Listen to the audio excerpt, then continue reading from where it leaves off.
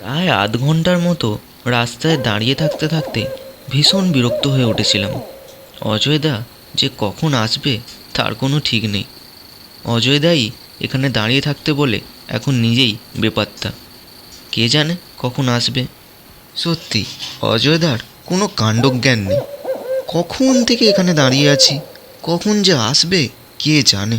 উফ, বিরক্ত হয়ে গেলাম। মশার কামড় খেতে খেতে আর ভালো লাগছে না।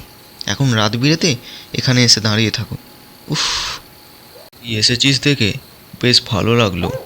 মনে আছে তো আজ কিন্তু ভূত চতুর্দশী। ভয় পাবি না তো?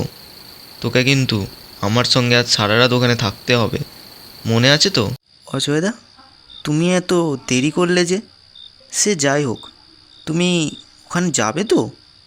তুমি তো জানোই গ্রামের লোকেরা ওই জায়গাটা নিয়ে কী সব বলা বলি করে। কী সব অপদেবতার বাস নাকি ওখানে, কী সব ভয়ানক নাকি। ওখানে কি আমাদের যাওয়াটা উচিত হবে?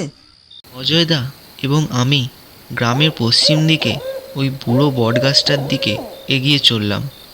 আজ সারা রাত আমরা ওখানেই কাটাবো। অজয়দা কেন যে আমাকে সঙ্গে নিয়েছে কে জানে। বোধহয় অজয়দারও মনের ভেতরে কোথাও একটা ভয় করছে, কি জানি। আবার না গেলেও আমাকে খুবই বকাঝকা করবে। দেখা যাক কি হয়। বেশ খানিকক্ষণ হাঁটার পরে আমরা দুজন সেই বটতলার কাছে পৌঁছলাম। জায়গাটা এক্কেবারে নিরিবিলি। ধারে পাশে মানুষ তো দূরের কথা, কোনো প্রাণীও নেই। ঝিঁঝি পোকার ডাক আর এক অদ্ভুত বিষণ্ণতা ছাড়া চারপাশে আর কিছুই নেই। কাটা ভীষণ ছমছম করে উঠল। এই পুরনো বটগাছটায় কী যে এমন আছে কে জানে। গ্রামের মানুষ বড়ই বোকা, না হলে এরকম একটা জায়গায় লোকে আবার ভয় পায়। চারিদিকে শুধু জঙ্গল আর বুনো জন্তু। ধুর, গ্রামের মানুষরা পুরো পাগল। অজয়দা, আমি কিন্তু শুনেছি এক অদ্ভুত রকমের জীব এখানে বাস করে। সে নাকি বিভিন্ন ধরনের রূপ ধরতে পারে। জানি না সত্যি কি মিথ্যে, কিন্তু গ্রামের লোকেদের মুখে প্রায়ই তার কথা শুনতে পাই। শোন, তুই এখানেই দাঁড়া, আমি একটু টয়লেট করে আসছি। ততক্ষণ কোথাও যাবি না, এখানেই দাঁড়িয়ে থাক। এই কথা বলে অজয়দা সামনে ঝোপের দিকে এগিয়ে গেল, আর আমি ওখানে একাই দাঁড়িয়ে রইলাম। প্রথম প্রথম জঙ্গলে আসতে বেশ ভয় লাগছিল, কিন্তু এখন অনেকক্ষণ কাটানোর পরে সত্যি মনটা খুবই ভালো হয়ে গেল। জঙ্গলের যে প্রাকৃতিক সৌন্দর্য, চাঁদের আলো পড়ে চারিদিকে যেরকম মায়াবী এক পরিবেশ সৃষ্টি হয়েছে তা সত্যিই অভূতপূর্ব। এই সময় এখানে না এলে এরকম সৌন্দর্য চোখেই দেখতে পেতাম না। জানি না আর কবে এরকম সৌন্দর্য দেখতে পাবো। পর অজয়দা আবার ফিরে এলো, কিন্তু তাকে আর আগের মতো দেখাচ্ছে না। চোখগুলো কীরকম লাল হয়ে গেছে, আর স্বভাবেও কীরকম একটা পরিবর্তন এসেছে। আমার কীরকম যেন একটা ভয় ভয় করতে লাগলো। কিছুক্ষণ আগে অবধি তো অজয়দা ঠিকই ছিল, এখন আবার হঠাৎ করে এরকম পরিবর্তন হলো কি করে? শোন রাহুল, আর এখানে থাকার দরকার নেই, চল গ্রামে ফিরে যাই, আমার আর ভালো লাগছে না। করে অজয়দার গলার আওয়াজটা এভাবে কিভাবে বদলে গেল সেটাই বুঝতে পারলাম না। ভীষণই অদ্ভুত লাগলো ব্যাপারটা। অজয়দার কথা মতো আমরা আবার গ্রামের দিকে যেতে শুরু করলাম, কিন্তু আমার ভীষণ খটকা লাগছিল। হঠাৎ করে অজয়দার হলোটা কি? আগের মতো আর মনেই হচ্ছে না। কীরকম যেন একটা অদ্ভুত টাইপের লাগছে। সে যাই হোক, হয়তো শরীর টরীর খারাপ করেছে, কিন্তু মন থেকে খটকাটা কিছুতেই গেল না। বাড়ির দিকে চলে যাবার পরে মনে মনে ভাবলাম যে কিছু তো একটা গড়বড় আছে। অজয়দাকে ওরকম দেখাচ্ছে কেন? না না, আর দেরি করা উচিত হবে না। গ্রামের উত্তর দিকে এক তান্ত্রিক কিছুদিন হলো এসে আস্তানা গেড়েছে, ওখানেই যাওয়া ঠিক হবে। ওনাকে গিয়ে যদি সব কিছু খুলে বলি তাহলে নিশ্চয়ই উনি এর একটা সুরাহা বের করতে পারবেন। আমার দৃঢ় বিশ্বাস অজয়দাকে নিশ্চয়ই ভূতে ধরেছে। সাধু বাবার কাছে যখন পৌঁছলাম তখন দেখলাম যে উনি ধনী জেলে তপস্যা করছেন এবং পাশেই এক বড়সড় খ্যাঁকশিয়াল দাঁড়িয়ে আছে। এই দৃশ্য দেখে ভারী অবাক হলাম। সাধু বাবা রুক্ষস্বরে বলে উঠলেন, কে তুই? এখানে কি করছিস? এখন আমার সাধনার সময়, যা ভাগ এখান থেকে।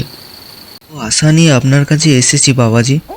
আমার এক বন্ধুকে ভূতে ধরেছে, কী যে করব কিছুই বুঝতে পারছি না। এখন আপনিই সহায়। আপনি যদি সাহায্য না করেন তাহলে জানি না কিভাবে কি হবে। আপনি দয়া করে আমার সঙ্গে চলুন। তোর কথা শুনে মনে হচ্ছে যে তুই সত্যিই বিপদে পড়েছিস। ঠিক আছে, আমি তোকে সাহায্য করব। চল দেখি কি হয়েছে। যখন অজয়দার ঘরের ভেতরে ঢুকলাম তখন তার চেহারা আরও বিকট হয়ে উঠেছে। অজয়দা ভীষণই অদ্ভুত রকমভাবে দাঁড়িয়ে আছে ঘরের মধ্যে। আমাদেরকে দেখে বিকট গলায় বলে উঠল, কে তোরা এখানে কি করছিস? আর সঙ্গে ওই পুরোটাকেও নিয়ে এসেছিস? তোদের আমি ছাড়বো না। কে তুই? তোর আসল পরিচয় বল। কে তুই? কি করছিস এখানে? বল, কে তুই? তোর আসল পরিচয় বল। শেওড়া গাছের প্রেত। এই বেটা অজয় আমার কাছে নিচে টয়লেট করেছে, তাই একে আমি ছাড়বো না, কিছুতেই না। সাধু বাবা মন্ত্র পড়তে পড়তে এক অদ্ভুত জ্যোতিস্ফুলিঙ্গের গোলা জয় মা অজয়দার দিকে ছুঁড়ে মারল। জয় মা মহাকালী। সেই জ্যোতিস্ফুলিঙ্গের গোলা সোজা গিয়ে লাগলো অজয়দার গায়ে এবং অজয়দা মাটিতে লুটিয়ে পড়ল। অজয়দা মেঝেতে পড়ে গেল এবং অজয়দার শরীর থেকে এক বীভৎস কালো প্রেত বাইরে বেরিয়ে এলো।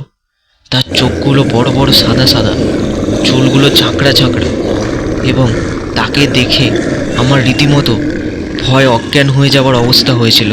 যা করেছে ভুল করেছে। আমি কথা দিচ্ছি তোকে আর কেউ বিরক্ত করবে না, কিন্তু এখন তুই চলে যা এখান থেকে। তোকে আর এখানে থাকতে হবে না। চলে যা, চলে যা এখান থেকে। এই বেটা অজয় ভূত চতুর্থ রাতে আমার কাজের নিচে টয়লেট করেছে। এর শাস্তি ওকে পেতেই হবে। এ তো বললাম যে ও যা করেছে ভুল করেছে। এবার তুই এখান থেকে চলে যা, না হলে আমি তোকে বন্দি করে রাখবো। ঠিক আছে, এবারের মতো ছেড়ে দিলাম, কিন্তু পরের বার আর ক্ষমা করব না। পরের বার আমি ওকে মেরে ফেলবো আর ওর দেহটা ওই শেওড়া গাছেই ঝুলিয়ে রাখবো। কথা বলে সেই ভয়ানক প্রেতাত্মা সেখান থেকে অদৃশ্য হয়ে গেল এবং অজয়দা ধীরে ধীরে সুস্থ হতে লাগলো।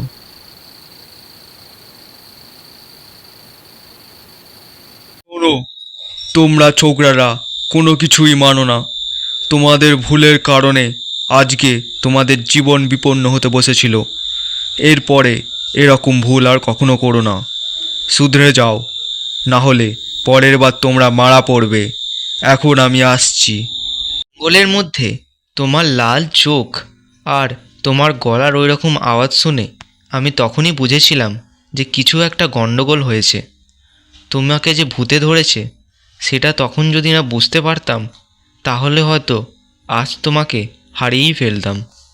কিন্তু ভগবান যা করেন মঙ্গলের জন্যই করেন। আজকে যদি সাধু বাবা না থাকতেন তাহলে তোমার খুব বড় ক্ষতি হয়ে যেতে পারত।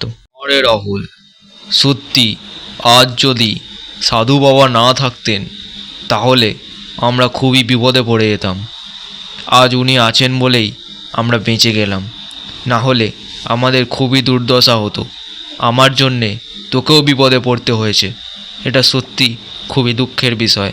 আমাকে ক্ষমা করে দিস। সাধু বাবা আজকে আমাদের যে উপকার করলেন সেই উপকার আমরা কোনোদিনও ভুলব না। ওনার এই উপকারের কারণেই আজকে অজয়দা বেঁচে গেল এবং আজকে আমরা অক্ষত অবস্থায় আছি। সত্যি ওনার মতো মানুষ পাওয়া খুবই কঠিন।